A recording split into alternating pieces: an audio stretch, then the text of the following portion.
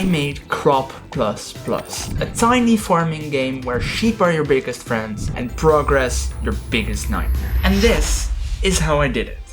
Ludum Dare 52. You know the drill. Make a game in a limited amount of time with a specific theme. This time, harvest, which is great because I've got a weird obsession with adding farming to video games, and now I can at least explain why I did it. So here's the plan. We have a tile with a plant. We water the plant. And when it's grown, we harvest the plant.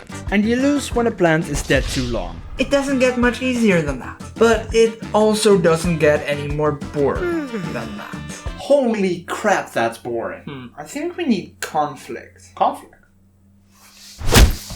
I made this great grid system for the tiles, allowing you to place this water tile anywhere you want in order to water your tiny farm. But what if the farm slowly expanded in size? And by slowly, I mean slow enough for it to be manageable, but fast enough for it to cause anxiety attacks.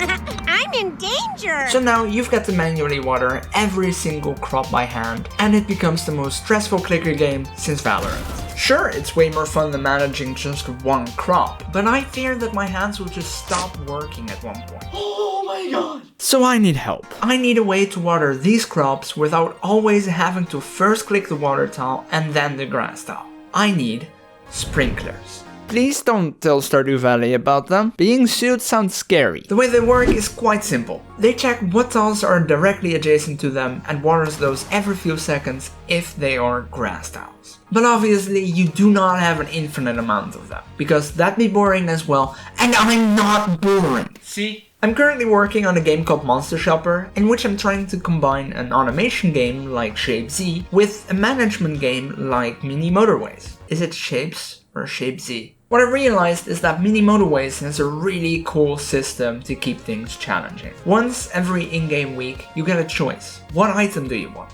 That item then gets added to your inventory and you can use it to upgrade your city's infrastructure. This forces you to strategically think about your city's current needs and its future needs. So I figured I'm gonna add that to my tiny farming game. Once every 30 seconds or so, you get a menu that allows you to choose what you want for your farm. A water tile or a sprinkler. I'm gonna go with the sprinkler because the water tiles are quite useless right now. Why am I like this? The game is already quite fun and strategic at this point, however, harvesting the crops is still a chore. If we can automate watering the crops, why not automate the harvesting? But how could I possibly justify automating that? Sheep.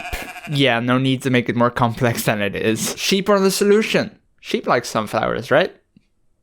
Right? Sheep will watch the 2x2 area and rush towards the sunflower when it's grown, dead or alive. But not like the game. Then of course I added some basic UI elements and a game over menu and also a simple system that allows you to share your points on Twitter. I am a Crop++ expert, as you can see right here. Just saying. Please don't beat my score. It will hurt my feelings. But then, it happened. The jam ended, people started giving feedback. What does sheep do?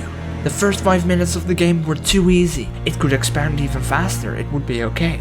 It feels slow and repetitive after a while. What do sprinklers do? Do I need to place them close to water? I didn't understand what was going on. I'm not sure what causes me to lose. I can't seem to figure out what causes me to lose. Well, I guess it sucked. Time to fix some things.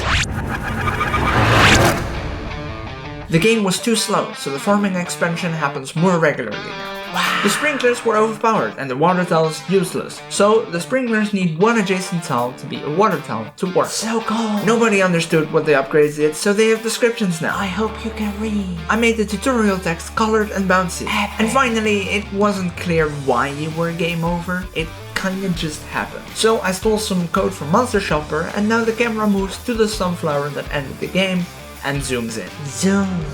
The game is super simple, but genuinely fun now. It's still very challenging though.